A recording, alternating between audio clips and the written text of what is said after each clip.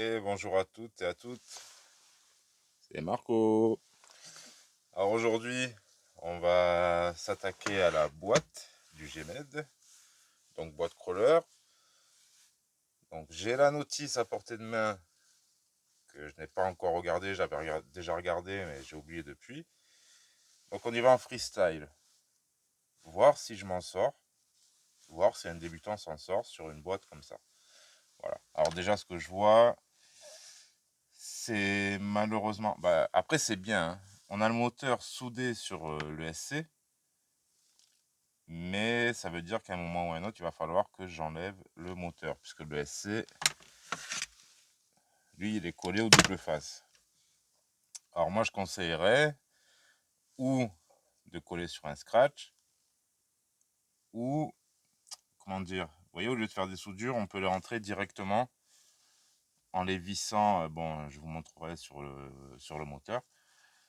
Après, ça, je pense que c'est vraiment la meilleure solution, d'autant plus que c'est un 35T. Bon, comment dire, le combo est bon, mais il faut savoir souder pour faire ça. Alors moi qui soude pas trop, ou je mets des connectiques, comment dire, que je vais sertir, ou alors c'est d'origine et puis on les clipse, hein, voilà. Donc, on va regarder pour cette boîte. Je vois déjà ici j'ai un cache. Il y a ça qui me gêne. Donc la boîte radio, elle se démonte bien d'en dessous. Faire attention quand on retourne ce genre de scale, vous voyez, à ça. Bon, ici ils ont l'air bien balèzes, mais ne vous appuyez pas trop dessus. Donc j'y vais encore avec mes tournevis sensationnels.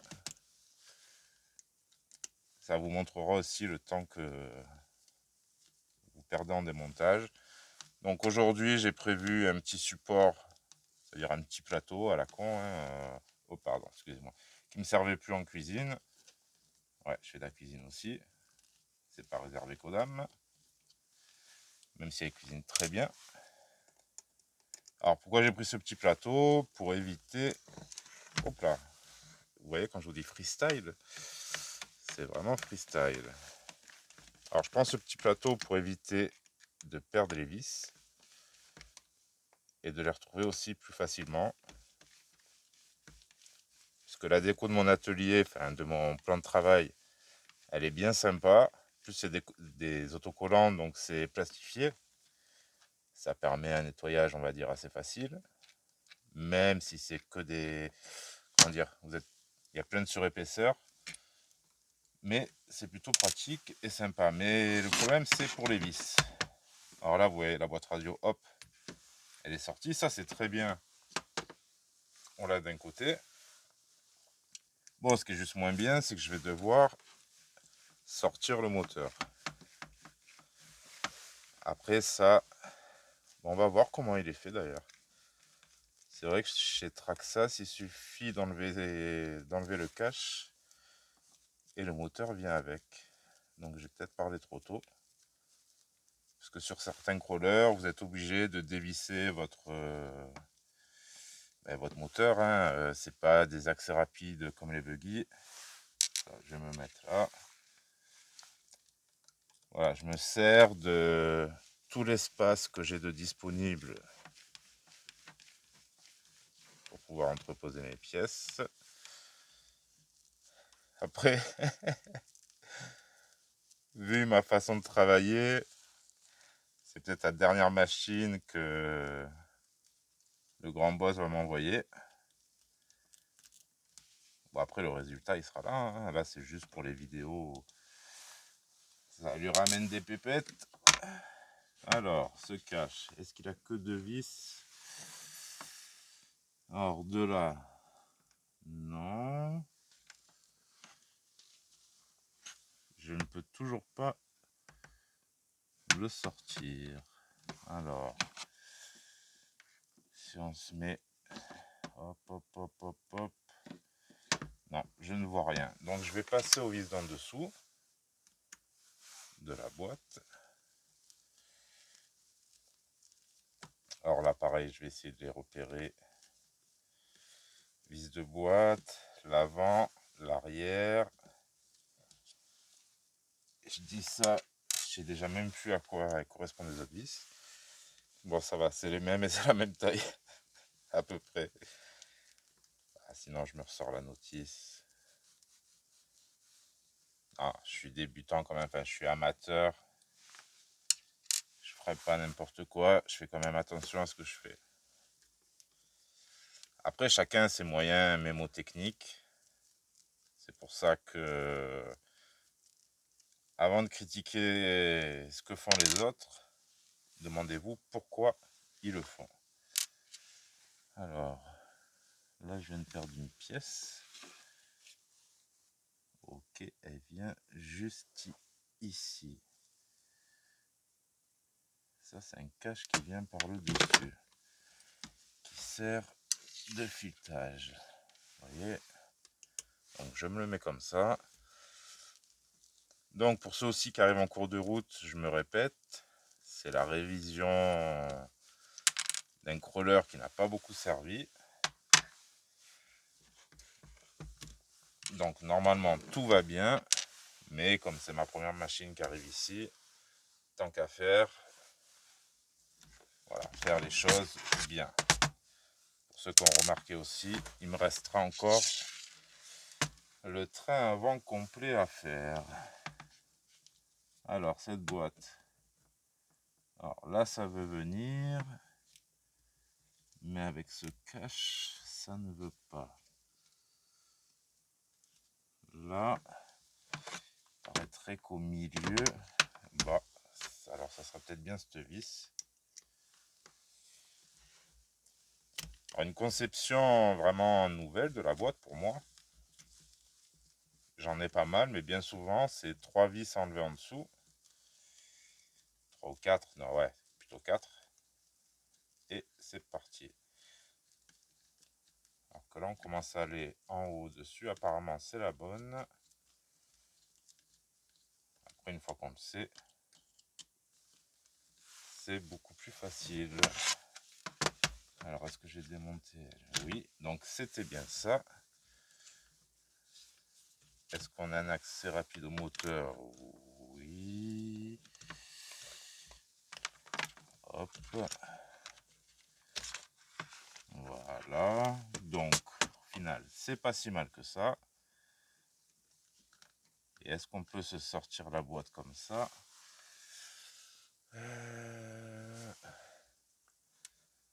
Donc, pour aller vers l'arrière, mais à mon avis,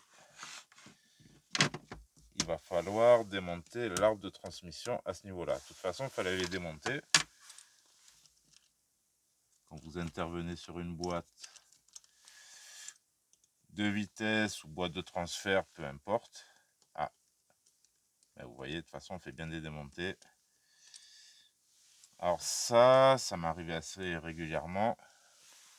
C'est des bons petits axes, vous voyez. Mais il faut un petit peu de frein filet bleu dessus. Parce que si vous les perdez, vous vous retrouvez en 2 roues motrices. Et un crawler en 2 roues motrices, ça ne vaut plus rien du tout. Donc on a déconnecté l'avant.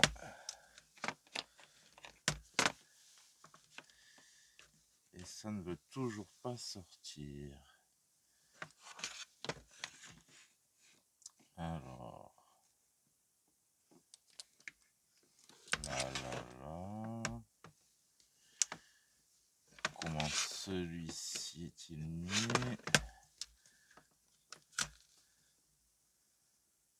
Ah, c'est un système de boîte assez complexe quand même.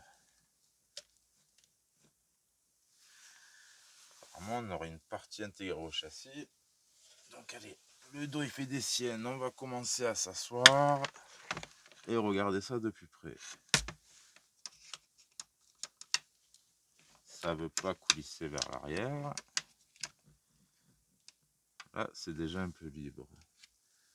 Qu'est-ce qui me gêne?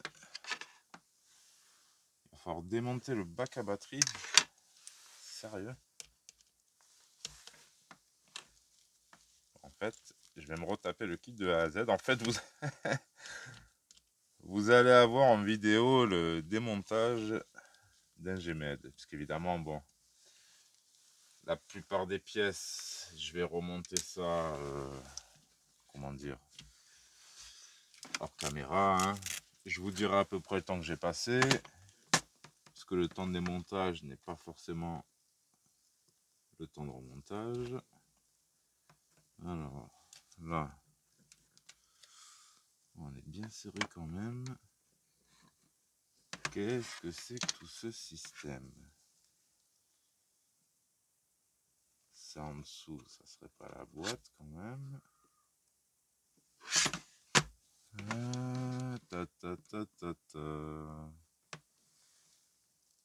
Pas si facile. Hein. Après, je me dis, si j'enlève l'arbre de transmission arrière, mais le dévisser, ça suffira peut-être pas. Je veux pas forcer non plus. Il y a forcément quelque chose. Alors moi j'ai ça ici. À moins que la vis soit derrière le marchepied. Donc, alors ça veut dire que je serais parti d'un simple démontage à une grosse galère.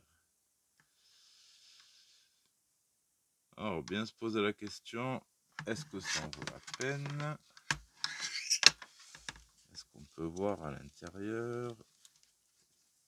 Qu'est-ce qu'il en est? Alors à moins, si j'arrive à enlever cette partie sans tout démonter,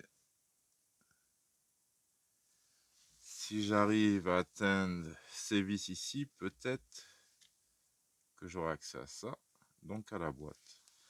Alors, est-ce qu'il est temps d'ouvrir le PDF ou pas? De toute façon, ces vis, je vais devoir les démonter. Eh ben écoutez, je pense qu'on n'est pas pressé, 12 minutes. Allez, top chronos. Bon, les tournevis plus longs, c'est mieux, hein, je vous le dis direct. Mais vous voyez, dans cette couleur, cette dureté, hop, bon, vous verrez la couleur vite fait. Voilà, c'est des bons tournevis. Mais plus c'est long, mieux c'est. Vous aurez plus facilement un accès facile. Waouh. Qu'est-ce que je peux dire des trucs profonds? Non, en fait, là, c'est vraiment pas les meilleurs tournevis. Mais, comme je suis un peu à court, je n'ai plus de tournevis long. Et c'est toujours mieux que les clés Allen. Et un petit avis sur les tournevis. Voilà, c'est là où je voulais en venir surtout. N'achetez pas du UDI. Alors, je vais vous les montrer, moi, ceux que j'avais achetés. Alors voilà. 10 balles. Franchement, j'en fais autant avec celui-là, voire plus. Qui m'a coûté 4 euros. Et il y a 4 embouts dedans. Là, un seul embout. Je sais pas si vous verrez le zoom, mais j'y ai cru. Hein. 10, 11 euros, je ne sais plus. Et franchement, oubliez-moi ça. Bon, je garde parce que ça me sert à chauffer pour percer les carrosseries. Bon, j'ai encore dit une bêtise. Évidemment, il vaut mieux un alésoir, mais... Désolé, Mr. Manny, la façon de travailler d'RC.com, c'est un petit peu la façon à Monsieur Tout-le-Monde, mais pas tout à fait, et vraiment pas la meilleure. Mais on fait comme on peut. Voilà, du moment qu'on y va tranquillement. Ça devrait le faire. Allez, allez, allez, allez. Alors, évidemment, les deux dernières. Si j'ai un mauvais accès, ça va être compliqué. Alors, est-ce que je vais pouvoir m'en sortir? Légèrement de travers. Oui. On est quand même bien en face. Ouais, je sais, accélère, accélère, mais quand on fait du scale crawler, on prend son temps. On est en mode brochette 35T. Faut être comme ça dans sa tête, dans cette catégorie. Pour ça qu'il n'y a pas tout le monde qui apprécie. Mais voilà, il faut aussi beaucoup réfléchir sur les... comment dire, les centres de gravité, ce genre de choses. Donc c'est vachement intéressant comme catégorie. Il faut bien travailler ses amortos. Choisir ses bons pneus. Bon là évidemment, quand je dis choisir ses bons pneus, ça veut dire forcément passer par la case option. Mais vous trouverez des sites sur internet qui vous aideront bien là-dessus. Après pour ce qui est suspension, bon, moi je vous dis ceux du Gmed. Gmed fait de très bonnes suspensions. Voilà. Là ça se barre en cacahuète. Celle-ci est particulièrement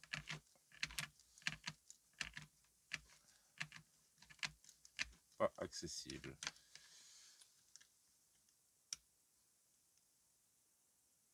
Allez. Alors surtout, si j'arrive pas à graisser la boîte en faisant ça, que j'ai fait tout ça pour rien.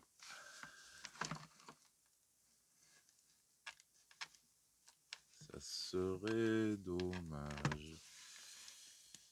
La dernière vis, la plus dure, j'aurais dû l'enlever en première. Bon, ça a l'air d'aller. Allez, on y va à l'instinct. Est-ce qu'on a raison? Petit boîtier, vas-tu t'ouvrir? Non! J'ai oublié une vis? T'es sérieux mon gars? Tac, tac, tac. 4 vis sont enlevées. On est bien sur un couvercle. Non, pour de bon.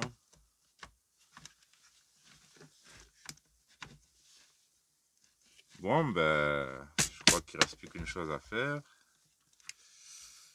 Ouvrir la satanée notice. C'est pas possible, j'ai enlevé toutes les vis. 1, 2, 3, 4, 5. 1, 2, 3, 4, 5.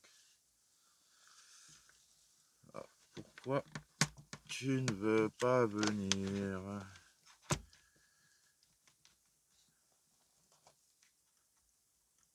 Pourquoi es-tu serré comme ça?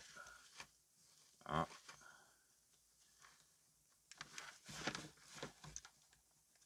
Peut-être parce qu'il est tout simplement clipsé.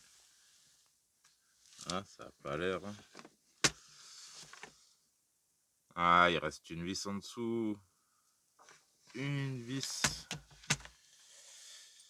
Évidemment.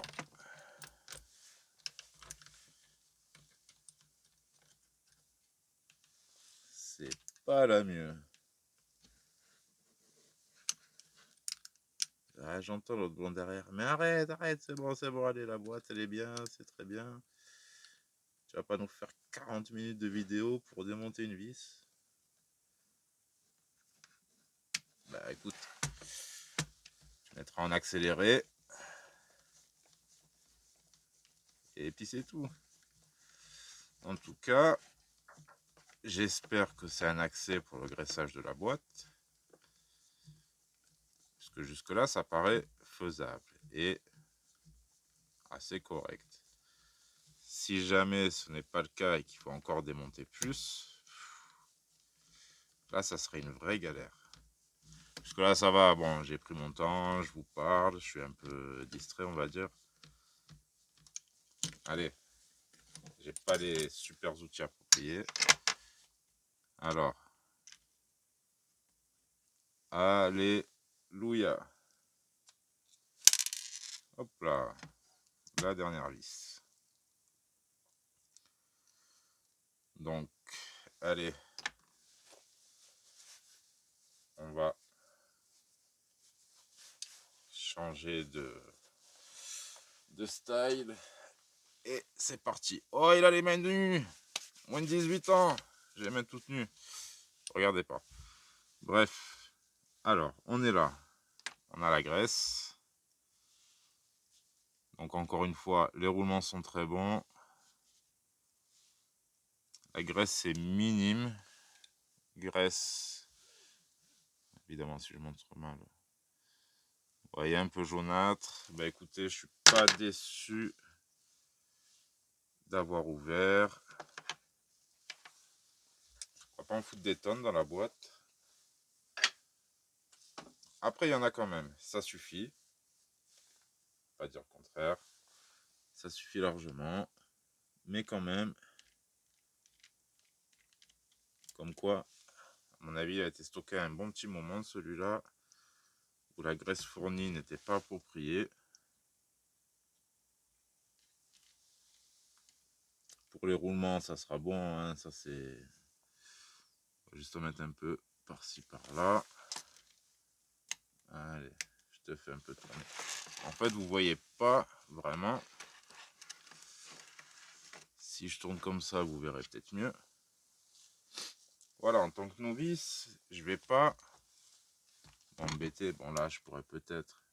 Non, c'est pas la peine. Pas m'embêter à sortir le slipper. Le slipper, elle est réglée comme il faut et je suis pas un pro du slipper.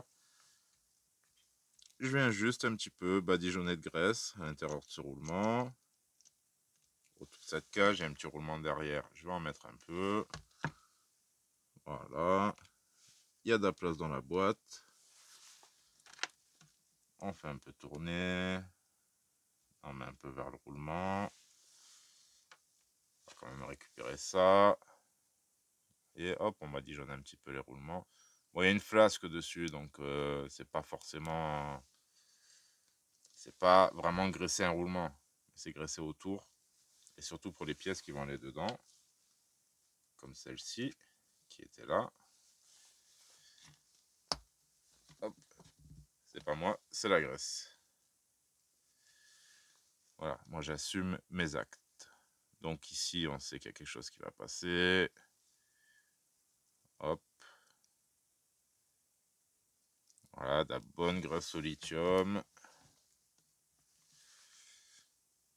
toute façon, là, on a une boîte tout métal. Excusez-moi. Donc vraiment une meilleure boîte que le Gémet d'airain, mais vraiment, vraiment meilleure.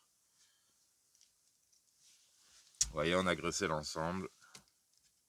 Donc on a un accès, on va dire, entre guillemets, rapide à la boîte. Ah, pour la re-rentrer, je me sers de la couronne. Tout tourne très bien. Et je vais revisser. Je revisse tout ça. La boîte est révisée. Nickel. Voilà. Ça tourne super bien. Bon, allez, je suis gentil. Je vous évite le remontage. C'est donc les 6 vis à remettre ici. Les 2 ici. Une en dessous. La boîte de réception. Bon, j'oublierai pas de remettre le moteur, évidemment. Ah, après, tant que je suis sur le moteur, je pourrais faire une petite vérif tant qu'on est là. Pignon moteur est bien serré, donc ça veut dire qu'il ne s'est pas desserré. On va pas en rajouter. On va faire quand même l'arbre de transmission arrière. Bah attendez, tant qu'on y est. Allez, c'est pas pour une minute, vous n'allez pas m'en vouloir à ce point-là. Ouh, c'est vraiment très très desserré. Alors faites bien attention à ça.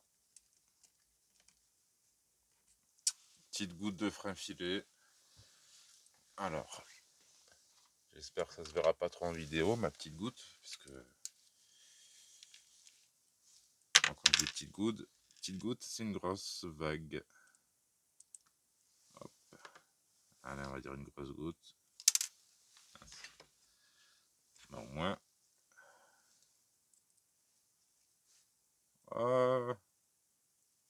aimanté celui-là. Où est-ce qu'il est mon aimant? Ah ouais, mais c'est aussi la vis. Je pense pas qu'elle soit aimantée. Donc on va remettre. Oh. On va le tremper dedans. J'aurais mieux fait de ne pas le faire en vidéo. Mais au moins c'est fait. Voilà. L'arbre arrière ne devrait plus s'échapper. Franchement, quelques runs comme ça partait. Voilà, vous perdez cette pièce. En tant que débutant, c'est un peu relou, quoi. Donc, c'était bienvenu. Allez, je vous laisse. Comme vous avez pu le voir, il y a encore le train avant à s'occuper. C'est pareil que l'arrière. Si jamais il y a quelque chose, je mettrai la vidéo. Mais on approche de la fin et bientôt les tests. Ouais, ça n'a pas l'air, mais si, bientôt la fin. Donc sur ce, encore merci de m'avoir suivi. Merci de m'avoir accueilli ici. Voilà. On va essayer de parler clairement. C'est un peu dur. Hein. Et je vous dis à très bientôt pour la suite et fin, ou la suite et suite, on verra bien. Allez, amusez-vous à vous verser et à très bientôt. Tchuss. Eh ben non, c'était pas la fin. Tombe la surprise. Non, c'est pas vrai. C'est pas ma voiture. Et je mettrai pas une des miennes en jeu pour l'instant.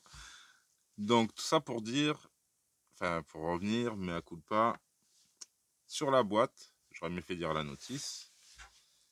Si vous devez la regresser, faire quoi que ce soit, là je me suis embêté, il n'y avait même pas besoin d'enlever le moteur. Alors faut dire que ce GMED est complètement différent du R1, des Axial, du TRX 4, rien à voir. Vous enlevez les 4 vis du support moteur, du châssis. Ça vous enlève les 2 petites cales. Et vous enlevez les 6 vis autour. Et vous tirez ce cache. Et vous avez accès à la boîte pour l'agresser. Voilà, c'est tout simplement. Moi, je pensais qu'il fallait tout retirer le gros bloc. Non, non. En fait, tout est en accès rapide. La boîte, si vous voulez agresser. Le moteur, si vous voulez changer. Franchement, bien fait. Bon, il y a encore quelques petits trucs que je comprends pas. C'est pourquoi on a une boîte là en dessous. Alors, ça peut peut-être servir de boîte de réception, mais on en a une au-dessus. Pourquoi la mettre en dessous? Surtout en dessous. Je pense pas qu'elle soit étanche. Donc ça, je sais pas à quoi ça sert. Bon, ça n'a rien à voir avec notre graissage de boîte. Il y en avait besoin. Les arbres de transmission sont remis, donc tout va bien. Donc voilà. 4 et 6, 12. 4 et 6. 4 et 6, 10. Il y avait une dizaine de vis à enlever pour pouvoir graisser cette boîte. Tout simplement. Voilà. Et au final, j'en ai démonté beaucoup plus. Donc au final, j'ai tout vérifié. Tout va bien. Jusqu'ici, on est nickel. Voilà. Allez, je vous dis à très bientôt pour la suite. Excusez-moi pour les erreurs. Comme j'ai dit, on y va en freestyle, en mode amateur. On découvre. J'aurais pu ressortir la notice et vraiment regarder comment... J'aurais sûrement vu qu'il fallait faire juste ça, mais au moins, voilà. Ça m'a permis de découvrir et de découvrir l'accès rapide à la boîte. Voilà. Qui n'est pas plus mal. Tout reste sur le châssis. C'est très bien. Très bien. Franchement, assez facile pour un débutant. Voilà. Sauf si comme moi, vous partez dans toutes les directions parce que j'ai l'habitude des autres crawlers. Voilà. Mais je les ai pas tous essayés et ils sont pas tous pareils. Allez, merci d'avoir été jusque là, même s'il n'y avait rien à gagner. À très bientôt. Tchuss.